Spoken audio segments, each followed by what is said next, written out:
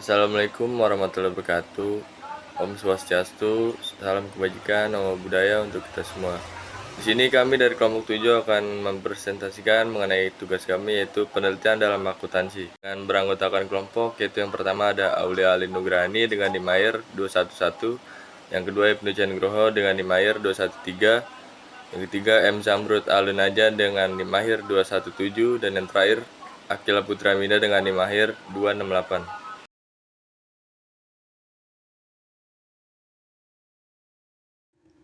Baik, selanjutnya yaitu perspektif peneliti dalam akuntansi.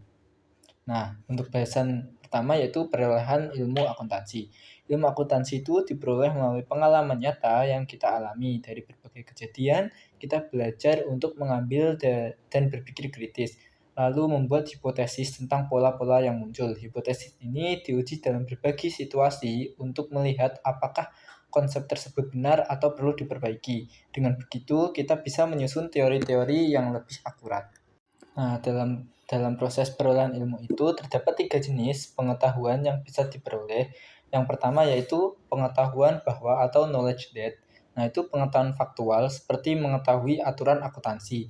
Lalu yang kedua ada pengetahuan dari atau knowledge of, yaitu pengetahuan yang diperoleh dari pengalaman seperti memahami cara menganalisis laporan keuangan setelah sering melakukannya. Lalu yang ketiga adalah pengetahuan bagaimana atau knowledge how, yaitu pengetahuan tentang cara melakukan sesuatu, misalnya bagaimana menyusun laporan keuangan yang baik dan benar. Baik, selanjutnya itu klasifikasi peneliti akuntansi. Karena ilmu pengetahuan berkembang, perlu ada klasifikasi penelitian akuntansi agar lebih mudah memahami peran mereka. Nah, Mitroff dan Kilman ini mengelompokkan peneliti menjadi 4 tipe utama. Yang pertama yaitu ilmuwan abstrak, yaitu seseorang yang menggunakan indranya dan berpikir, dimotivasi oleh penyelidikan yang menggunakan metodologi dan logika yang seksama, dengan fokus pada kepastian, keakuratan, dan keandalan, serta bergantung pada sebuah paradigma konsisten yang sederhana dan terdefinisikan dengan baik. Selanjutnya itu teoretikus konseptual, yaitu seorang yang berpikir dan berintuisi, mencoba untuk memberikan banyak penjelasan atau hipotesis untuk fenomena yang terjadi dengan berfokus pada penemuan dan bukan pengujiannya. Lalu yang kedua itu ada humanis khusus, seorang yang menggunakan indera dan perasaannya berkepentingan dengan keunikan dari individu manusia secara khusus. Setiap orang memiliki arti yang unik daripada suatu akhir teoritis yang abstrak. Lalu yang terakhir yaitu ada humanis konseptual, yaitu seseorang yang menggunakan intuisi dan perasaannya, berfokus pada kesejahteraan manusia yang mengarahkan penyelidikan konseptual pribadinya ke arah kebaikan dari umat manusia secara umum. Nah, biasanya ilmuwan abstrak itu fokus pada teori dan konsep matematika yang mendalam dalam akuntansi. Lalu kalau teoritis konseptual itu mengembangkan teori baru berdasarkan konsep yang ada. Kalau human konseptual itu menggunakan pendekatan sosial.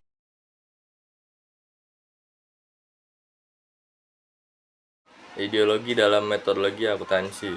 Pendekatan ideologi memandang akuntansi sebagai alat untuk mendukung struktur sosial, ekonomi, dan politik tertentu. Khususnya dalam konteks kapitalisme, akuntansi menjadi sarana legitimasi untuk menjaga ketertiban dan kesinambungan sistem ekonomi kapitalistik. Dalam konteks ini, akuntansi juga diarahkan untuk kepentingan pemilik modal, bertujuan mengamankan sumber daya ekonomi dan menciptakan keuntungan. Akuntansi yang berbasis ideologi cenderung bersifat normatif, artinya mendukung aturan, kebijakan, dan politik yang mendukung tujuan-tujuan kapitalistik. Perspektif ini sering menekankan sisi analisis sosial dan dampak ekonomi luas yang dihasilkan dari penerapan akuntansi. Selanjutnya ada nomotetis dalam metodologi akuntansi. Pendekatan nomotetis ini lebih berorientasi pada generalisasi berdasarkan prinsip-prinsip universal dalam akuntansi. Pendekatan ini juga berusaha untuk menciptakan standar dan praktik yang dapat diterapkan secara konsisten di berbagai situasi tanpa terlalu mempertimbangkan konteks sosial atau politiknya. Pendekatan ini juga bersifat objektif, yaitu dalam artian mencari pola-pola yang dapat diukur secara empiris untuk memberikan hasil yang dapat diandalkan dan diulang. Nama tesis ini digunakan dalam penciptaan standar akuntansi global seperti IFRS di mana tujuan utamanya yaitu menyelaraskan laporan keuangan di seluruh dunia, memungkinkan transparansi dan perbandingan lintas tanpa batas. Adapun beberapa perdebatan antara ideologis dan nomotesis, yaitu pendekatan ideologi ini dapat mengkritisi akuntansi berbasis nilai wajar jika dianggap tidak mencerminkan realitas sosial. Yang kedua, ada pendekatan nomotesis ini juga bisa menolak fleksibilitas dalam metode akuntansi yang dipengaruhi oleh konteks lokal karena fokusnya ke universalan.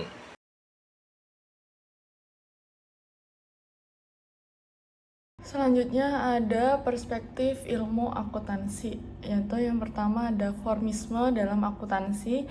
Di pendekatan ini menekankan bahwa teknik akuntansi yang diajarkan dalam pendidikan dan dituangkan dalam buku-buku teks cenderung bersifat formistis secara mutlak. Artinya lebih menitikberatkan pada aturan, model, dan algoritma sebagai entitas yang berdiri sendiri.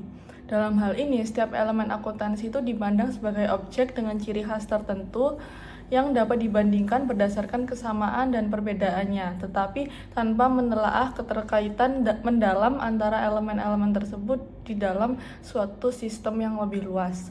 Jadi secara sederhana itu pendekatan formistis dalam akuntansi itu berfokus pada mengklasifikasikan dan menguraikan aspek-aspek akuntansi daripada memahami bagaimana elemen-elemen tersebut itu saling berinteraksi dalam praktik akuntansi yang lebih kompleks.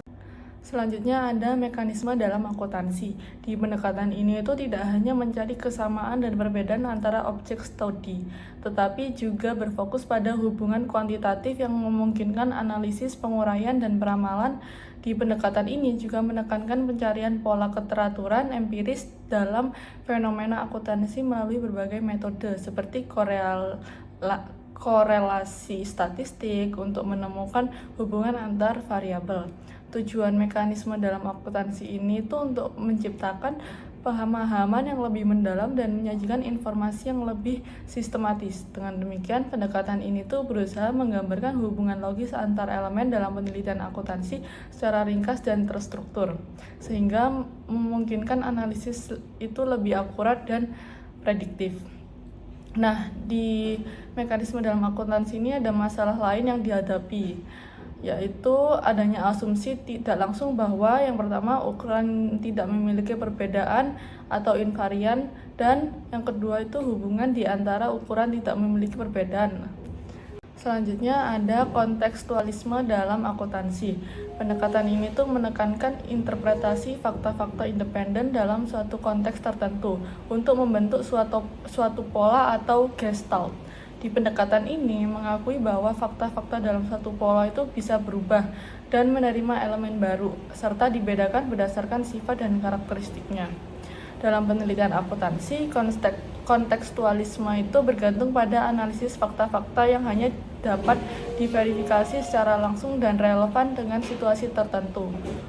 Oleh karena itu, hasil analisis kontekstualisme dalam akuntansi itu memiliki kecakupan yang terbatas karena kesimpulan yang diambil hanya berlaku dalam konteks yang spesifik dan tidak dapat digeneralisasi secara luas. Selanjutnya ada organisisme dalam akuntansi.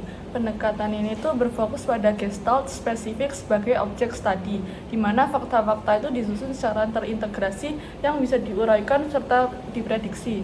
Seperti mekanisme dalam akuntansi, organisisme yang mencari keteraturan empiris melalui analisis statistik. Nah, tetapi dalam ruang lingkup yang lebih terbatas pada pola tertentu.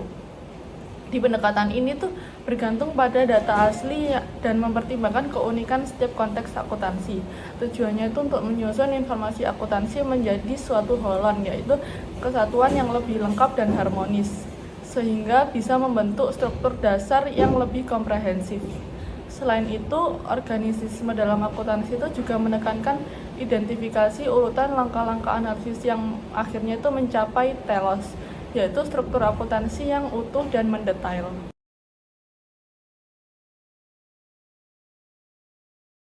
Kemudian ada perspektif pada penelitian akuntansi.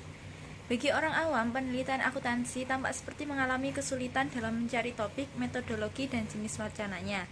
Kenyataannya sangat berbeda. Seperti ilmu sosial lainnya, akuntansi melakukan penelitiannya dengan didasarkan pada asumsi-asumsi yang berhubungan dengan hakikat dari ilmu sosial dan hakikat dari masyarakat. Sebuah pendekatan yang telah ditetapkan oleh Burrell dan Morgan dalam analisis organisasional dapat digunakan untuk membedakan 4 pandangan penelitian dalam akuntansi. Yang pertama ada pandangan fungsional, pandangan interpretatif, pandangan humanis radikal, dan pandangan strukturalis radikal. Yang pertama ada kerangka kerja dari Burrell dan Morgan. Kerangka kerja dari Burrell dan Morgan itu ada 3. Yang pertama itu hakikat ilmu sosial, yang kedua ada hakikat dari masyarakat, dan yang ketiga itu kerangka kerja untuk analisis penelitian. Pandangan fungsional dalam akuntansi. Pandangan fungsional dalam akuntansi berfokus pada penjelasan keteraturan sosial, di mana akuntansi memainkan sebuah peranan. Paradigma fungsional dalam akuntansi melihat fenomena akuntansi sebagai hubungan dunia nyata yang konkret, yang memiliki keberaturan dan hubungan sebab akibat yang dapat diterima dengan disertai penjelasan dan peramalan ilmiah. Pandangan interpretatif dalam akuntansi. Asumsi-asumsi yang dominan dari pandangan interpretatif dalam akuntansi hendaknya adalah yang pertama yaitu percaya pada pengetahuan, yang kedua percaya pada kenyataan fisik dan sosial, dan yang ketiga hubungan antara teori dan praktik. Pandangan humanis radikal dalam akuntansi. Pandangan humanis radikal dalam akuntansi berfokus pada penjelasan tatanan sosial dan memberikan penekanannya pada bentuk-bentuk dari perubahan radikal. Pandangan strukturalis dalam akuntansi. Pandangan strukturalis radikal dalam akuntansi akan menantang tatanan sosial. Dari sudut pandang strukturalis radikal ini, organisasi merupakan sebuah instrumen dari kekuatan sosial yang berkepentingan untuk mempertahankan pembagian tenaga kerja dan pembagian kekayaan dan kekuatan di masyarakat.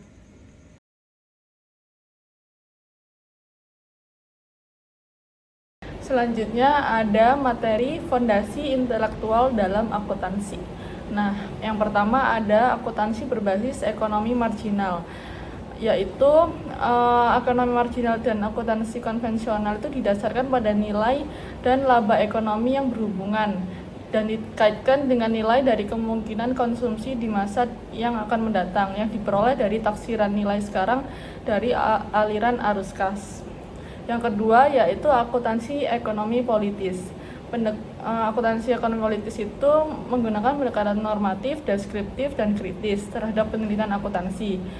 Di akuntansi ekonomi politis itu memberikan kerangka kerja yang lebih luas dan lebih holistik dalam menganalisis dan memahami nilai dari laporan akuntansi di dalam ekonomi keseluruhannya.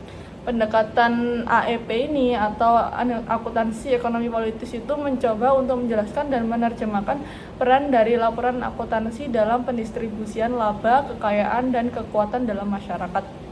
Selanjutnya ada akuntansi berbasis disiplin ilmu bisnis.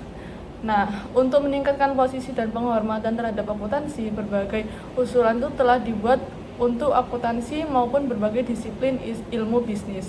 Usaha tersebut itu umumnya diarahkan kepada pengadaptasian akuntansi untuk mengubah lingkungan sosial dan ekonomi. Demikian presentasi dari kelompok kami, kurang lebih mohon maaf. Bila topik walhidayah, wassalamualaikum warahmatullahi wabarakatuh.